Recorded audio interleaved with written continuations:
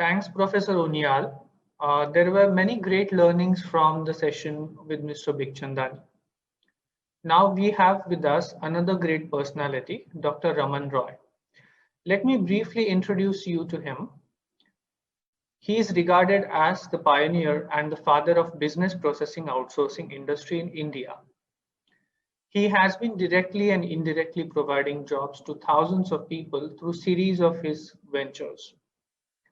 Currently, he is the chairman and MD of a company called as Quattro, which is his fourth venture. Also, he was NASSCOM chair during 2017 and 18. Welcome, Dr. Roy, and wishing you a very happy new year. Thank you very much. Sir, at Flame University, we are very proud that we are pioneers in the liberal education. One of our forte is to imbibe students into entrepreneurial thinking by exposing them to successful entrepreneurs and their journeys. In the same line, I would like to ask you our first question, that how was your journey till Quattro from being at American Express in the beginning? Can you please elaborate on that? Journey, it's been an exciting journey. The good thing is I was able to do different things at different parts of my journey for my career. In the early part of my career at American Express, I helped dramatically increase the traveler check distribution in the country. That is the time where a lot of Indians were traveling abroad. The maximum limit allowed was $500 per head. And a lot of them would carry American Express travelers checks, and setting up the distribution, getting the checks there, because we do not have a secure environment to carry checks. It's money that is being transmitted. Post that, I was a part of the team that launched the American Express card. I headed the technology and operations functions for that. And that is where it got in a lot of learnings for me of launching something new, which I've used repeatedly in my life, and doing something international, because American Express wanted to operate in India the way it did globally. And they sent me to multiple countries for training. I was trained in Singapore, Hong Kong, Australia, Brighton in UK, a couple of locations in the US. This was the first time American Express was going to have a local person from the market leading operations, because actually the size of the business was so small, we could not afford an expat. So affordability, and that is my assumption, led them to say, okay, let's give this guy a chance. But that was a big break for me in my life for that learning.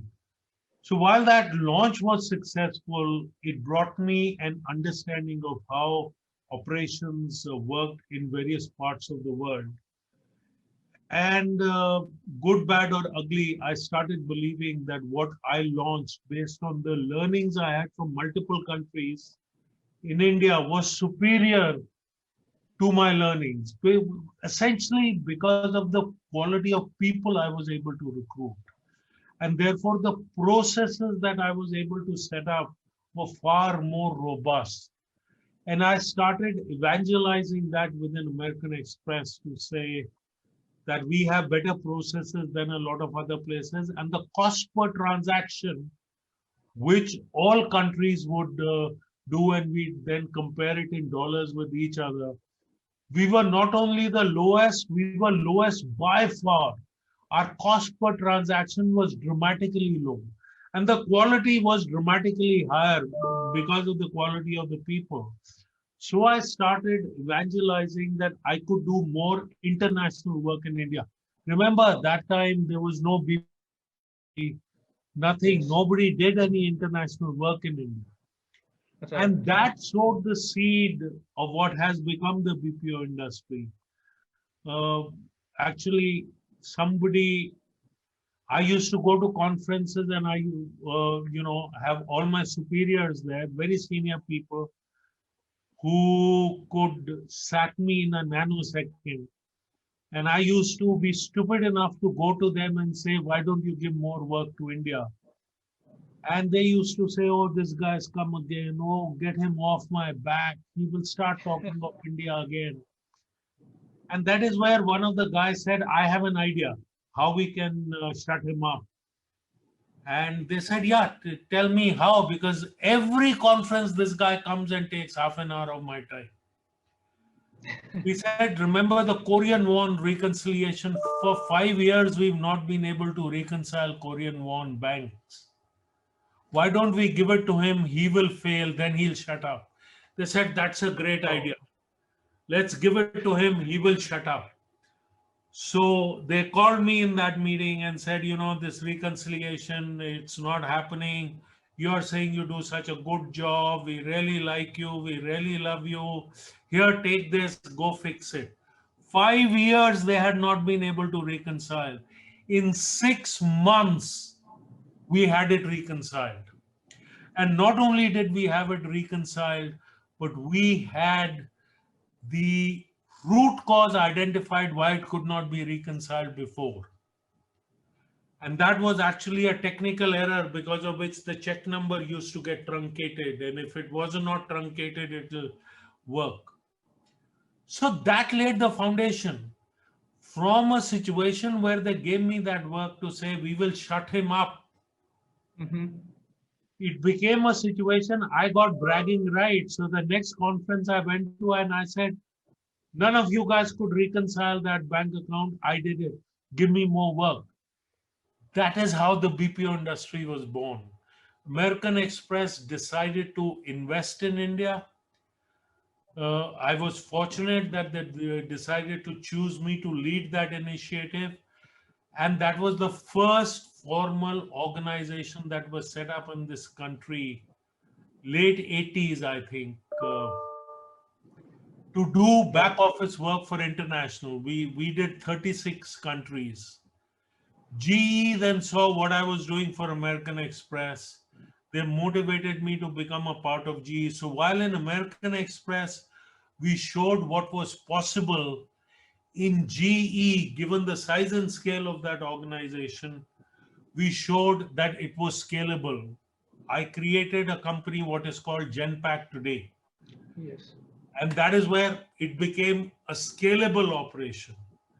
And then came the opportunity to do third party. That is where I set up Spectramind. Right. Do exactly same what I did for GE and American Express, but do it for third parties, not as a captive. Right. Spectramind got acquired by Wipro. That was my third venture and is now Wipro BPO.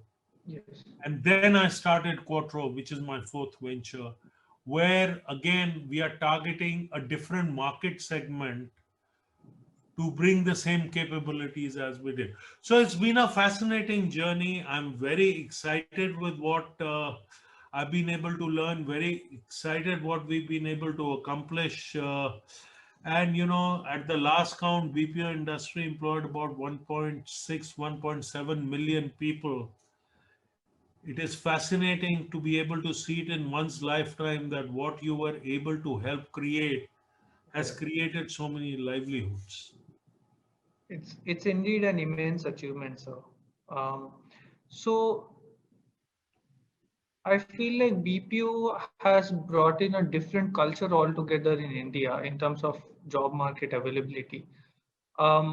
So what exactly changed in terms of the job market in the country and maybe bringing in the foreign currency influx to the country? How do you see that change?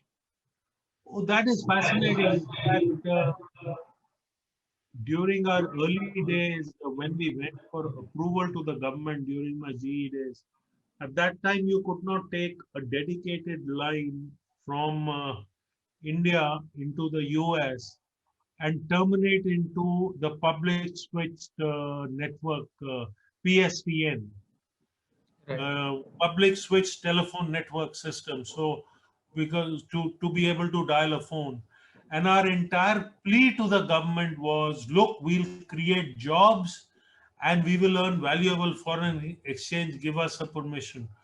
Today, the industry does this as a standard. They don't realize that at that time, I made over 15 presentations to very senior people in the government to get a permission that was only for GE to do it on an experimental basis. Just like the COVID drug that has been approved on an experimental basis, that time we got permission on an experimental basis to do it for GE. So it created jobs, but it also created a different culture. And let me talk a little about this culture. See, that time Maruti was, and for a long time, was the single largest producer of the vehicles that this country bought. Even today, I think they would be the largest, though there are other producers. Maruti that time was exporting also. But for exports, I'll get sued for this, but this is not public domain. For exports, they used to run a separate production line so that there were no errors in the car that they produce. And for the domestic operation, they used to run the separate line. You know, at that time, when a relative of mine bought a Maruti, they used to keep a diary to say, Viper is not working. I hope your students understand Hindi. Viper nahi chalta hai. Piche se rattling ki awaaz aati hai. They used to note it down. In the first servicing, which was free, you used to go and give them the list and they'd fix it. And we used to feel very pleased that kuch paisa nahi liya, sari issue fix ho gayi. But those issues were not there in what they exported. And the culture and the mindset was totally different. It is that mindset that we had to bring. The chalta hai attitude had to change in the BPO industry. Right. And that attitude is partly to get the employee to strive so much. You know, those of your students who are cricket fans would know we just won the series in Australia. Right. What a team and what an effort. They strived for that excellence. It is that striving that is unique. And we had to bring that unique aspect of striving for that to the workforce. And then they had to be trained and educated. Unfortunately, our education system, and I'm not doing a tippany on you as an institution, No. but a large part of our education system does not create that capability or that hunger in the people.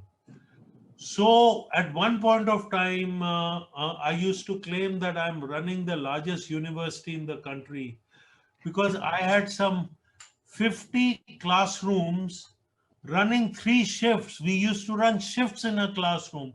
An 8-hour shift, one shift finished, the next shift came. The next shift finished, the third shift came. We used to run 50 classroom in 3 shifts, training people on what could be done internationally on the platform. So it's been a fascinating journey, changing that mindset, getting people to live up to that excellence levels and giving them a platform where they can play on an international platform while still staying in their homes and eating their mother's food from their kitchen. Amazing, amazing to know. So I was going to ask you this a little later, but let me actually bring this question now. Is that, in many of your interviews, you have mentioned that there is a huge gap between the skills required by the graduates to handle the new technology, as well as even the previous generation which is employed. So in that scenario, how do we as education institutes can actually, innovate ourselves or contribute so that the gap narrows down a bit. And maybe there is also some leeway for private universities to be a little more innovative than the government institutes. But somehow, I think education industry should also change a bit. So what are your suggestions for that? So now I'll address you as Professor Prasad, linking you to the university and to the academia. You know, the opportunity is huge. The world of tomorrow is of analytics, of artificial intelligence, of 3D printing, of nano microbiology, of blockchain. Yes. These are words and concepts that in a lot of our educational institutions, I mean, I'm a part of the IT industry. Excuse me. I still meet graduates, new graduates, who proudly tell me how much they scored in the coding class. And I ask them what coding, and they say COBOL. अरे भैया, COBOL का जमाना खत्म हो गया. You know, where are you teaching them the newer languages? Where are you teaching them artificial intelligence? Where are you teaching them analytics of the nature where the global data? I mean, today there is such a talk about WhatsApp giving information to Facebook, and the only information they are giving is who you message to, and for how long, and what is the phone number. And there is because with that information, they can get to know a lot about you purely based on analytics. Yes. Where are we teaching our students that? So the gap of what the industry needs, and you know, actually, if I may take a pot shot at my own industry, we have spoiled the students. And we spoiled the institutions like, a part of which you are, the universities, because we take great raw material that you churn out, and a lot of universities believe their only work is to churn out the raw material. Then we train them for 9 to 15 months before they become revenue producing. But when we compete in an international platform, my international competitors are hiring people who become revenue producing in 2 weeks. I take 15 months. And in those 15 months, I have to pay a salary because I have to make people unlearn some things and relearn some of the skills.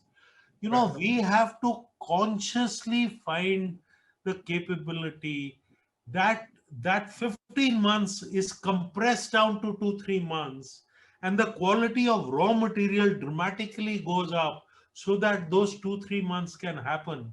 And that cannot happen overnight. It is a dialogue that has to happen. There is a lot of learning that has to happen. There is a lot of experimentation that needs to happen. And you know, my fear is that for the newer technologies, like I named, AI, blockchain, data analytics, 3D, cyber security, whatever else, the training may overflow 15 months to 24 months, and the industry may say it is not worth our while to do it, and we'll miss a big opportunity. So getting the quality of the raw material up and reducing the time that the companies have to change the raw material into revenue producing, that has to compress, the quality has to go up. The academia has a role to play, the government has a role to play, and the industry has a role to play. And the sooner we sit around a table and talk about it, the better it is. Yes, exactly. So in our experience, the speed at which education system changes is quite slow than how the industry and its technologies do change. Exactly. And somewhere, industry's role also to push education system may be important in that sense. So how do you think that industry education partnership can be, looked at in a different manner? Because for for exposure sake of it, there are many industries which may be associated with education systems, but it may not go beyond just only internship purposes. So, No, internship is a one-way street. No, you look at the student only what the student can get, right, but you have to look at what we as an industry can give to the students. Why is visiting professors from the industry not a done thing? mm, true, Why can't we, you just, I didn't have the luxury of attending the session. You just had a session with Sanjeev Bichchandani, right? Sanjeev actually goes and teaches in the university himself. So do I. But Sanjeev, in his earlier years, before Naukri became what Naukri is, his only sustenance, I don't know if he spoke about it because I didn't have the benefit of attending that session. To make a little bit of pocket money, he actually used to go and take weekend classes in colleges. But that right, time he was maybe 10 years experience. But today, why can't we have visiting professors? Why can't we have that learning? The trainers that train for the 12, 15 months are trainers from within this industry only. Why can't they be visiting the universities and be given that standing, that status, that thing? So there is a social aspect to it also, and in that right, social aspect, I think the government has a big role to play. Maybe there are tax incentives, maybe there are other incentives that have to be given. And there are today, we joke with each other over a drink that 60 is the new 30. That's because we are over 60, right? So we love to tell ourselves that we are not that old. right, But really, at 60, a large part of the industry retires. Is there a model sitting there that people who've retired can come in and play a role in the academia? right, As the NASSCOM chairman and as the chair of the Sector Skill Council on the technology side, I have tried to play a role in making academic changes in the curriculum of the universities. It is exceedingly tough. So we have to create a model. I'm not saying that there is a ready model that can be implemented. I'm right. saying resources are available, the need is apparent, there is a win-win that can be created. We need to initiate a dialogue to find a solution. Right, right. So at Flame University, definitely we are engaged with industry experts at a larger extent. That is the And reason I accepted to be a part of this session. and your views definitely are important, not only for our university but in general academia. And uh, definitely those kinds of models should be explored to make it more uh, useful and impactful. So in contrast to this, let me ask you another question where people are afraid now that artificial intelligence, machine learning, big data, data science, all these things which are coming up, will they actually reduce the demand of skilled labor, or will it change in a certain way? See, in my opinion, the operative word here is skilled. The skill set that are needed will change. And I can give you examples of where we are even today. You know, when 30 years ago, when I started this industry and we did call centers to start with at that point of time, a large part of the work we got was calls of balance confirmation. Did you get my credit card check? What is the balance outstanding on my credit card? And those were the Right, easiest calls. It was easiest to train people, and there were people doing it in the US. Their salary was 7 times the salary in India. it was cheaper to do. So those were large chunk of standard low-end processes were the first processes that came to India at that point of time. Today, just 30 years later, all of that has been replaced by machines. Yes. Hardly anybody calls to check the balance. You can log in and check the balance. You can send an SMS or you get inputs. But have jobs gone down dramatically? No, they have not. The skill set that is required has undergone a change. So when all the things, the new sciences, the AI, the analytics, the all the machine learning, all the things that you're talking about, the skills will be different. So will the emoluments be. True. So the employee will earn very differently, but the skills required will be of a higher order. And that emergence is what I am beginning to see. And it will only accelerate in the next 5 to 7 years. Okay. So let me actually then now take you to your NASSCOM chapter. So when you were chairing NASSCOM, you were definitely wearing the two hats, being MD over here and as well as leading the NASSCOM. That is our So model. The chairman is always from within the industry. kind of major achievements, what kind of major achievements you can say you were able to do when you were at NASSCOM? I think that's a little bit of an unfair question because, in NASSCOM, the chairmanship is like passing the parcel. A lot of work done by my predecessor is given to me to take to conclusion. I start some things that my successor will take to conclusion. There are times where we also have the uh, misfortune of closing down some of the things our predecessors started because they are not working. So a lot of things happened. The largest ever meeting of NASSCOM with the World Forum was held in Hyderabad during my tenure. But I didn't set it up. My predecessor set it up, but I was the one in whose tenure it was conducted. Right. We launched the skilling initiative with the platform which was inaugurated during that session by the Honorable Prime Minister during my chairmanship. And we did a lot of things. I think it is unfair to talk of specifics because Okay. we work as a team, and that is the beauty of NASSCOM.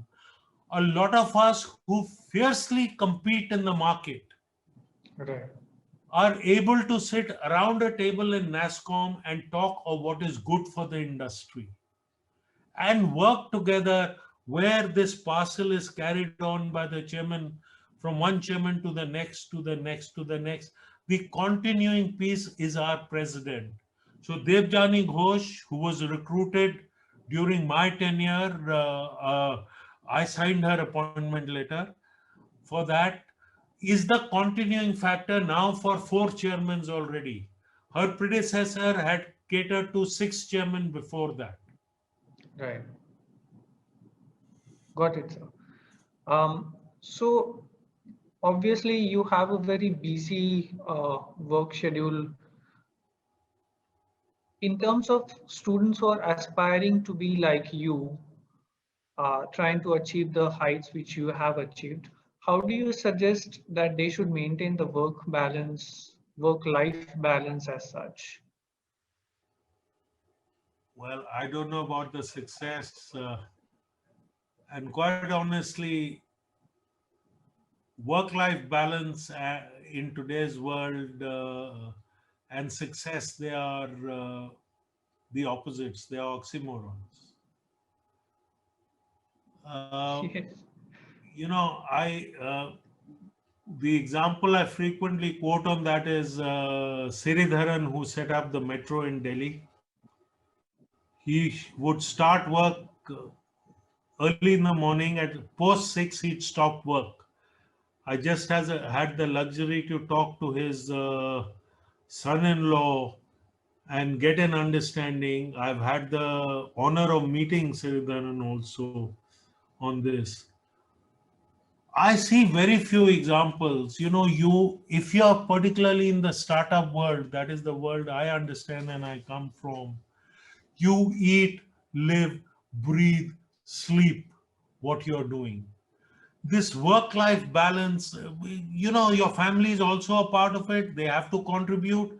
Your time with family is equally important, and you have to find time to be able to spend with them.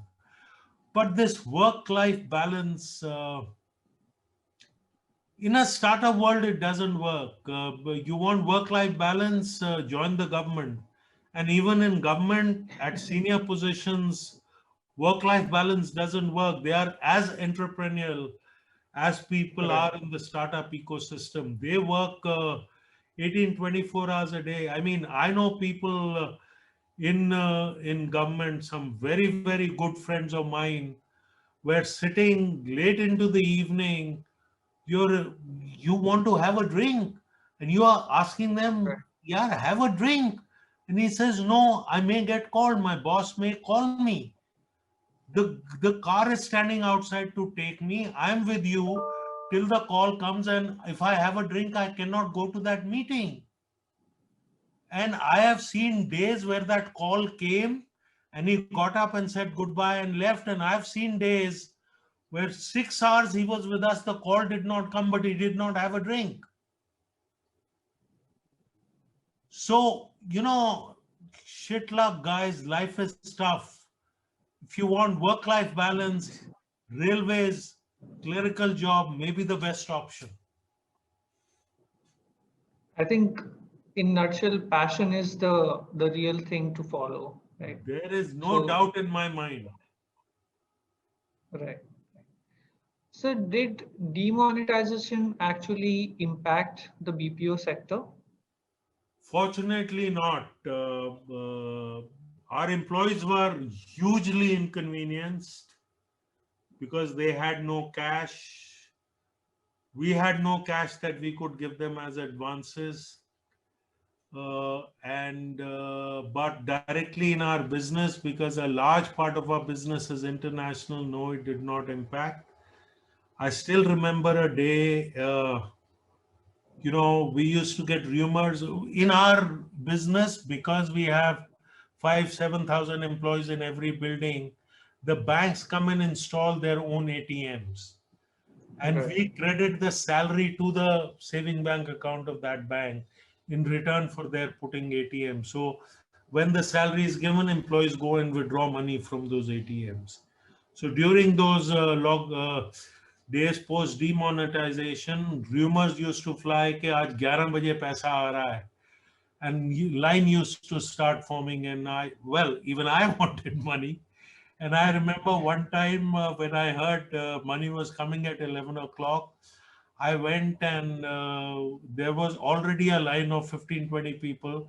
And I went and stood in the line, and people got very perturbed. I started getting calls on my mobile कि आप line में क्यों खड़े हैं? मैं कहा भैया पैसा निकालना है इसलिए खड़े हैं. नहीं सर, Right. पर आप तो नहीं खड़े हो सकते इनके साथ लाइन में. अरे क्यों नहीं खड़ा हो सकता? But that is where the employees understood that they are in pain, so are the others, so is the leadership. Right. Because we did not have those new notes and we had to do the expenditure for our homes. Right. Right. So let me come to our last question.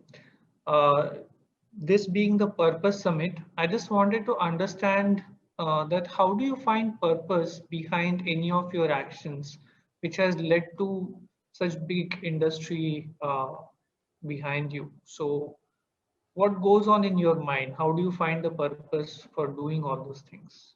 There is always a goal. The goals may keep changing, the goalposts may keep changing, but there is a goal, and every step is a step towards that goal. So, a lot of people come and credit me with the formation of the industry, and I keep saying it was an accident. And they say, क्या बोल रहे हो? Industry बन गई. 1.5 million लोग employed हैं, क्या बोल रहे हो? No, at that time my purpose was to get my international bosses to understand that we in India could do the work at the same quality as the international counterparts. Right. It was to promote the Indian worker. That is all, and get the international guys to understand the formation of the industry was a byproduct.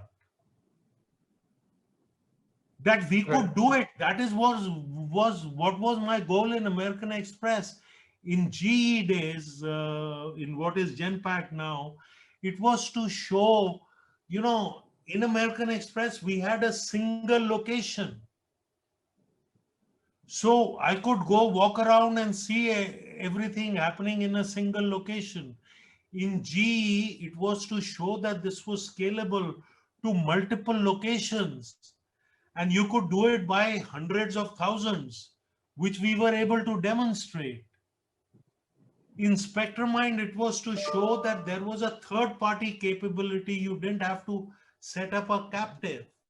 And we were able to demonstrate in Quattro, it is that you could take it to a different market segment. We cater to the SME segment here. And Right. we've been successful in doing that. So the goals keep changing, and your actions are towards those goals. Yes, there are missteps. I don't want your students to believe that you always take the right decision or right. You err, you make mistakes, you fall down. The art lies in standing up, brushing yourself and saying, I'm ready to walk again. I'm ready to run again. And again, I will take because I'm a big cricket fan. What the team did in Australia just now just shows the power of believing in yourself. That is what is critical. Very true, sir. Very true. And I hope all the listeners and the students who are listening to this session, the message is very clear and loud that don't be afraid to find your passion, have perseverance, and dream big, right? So, on behalf of the community, I would like to thank you, sir. It has been a great pleasure and inspiring interaction with you today. Looking forward to more such enriching interactions through our university. Thank you for your time. Thanks a Thank lot. you, Professor.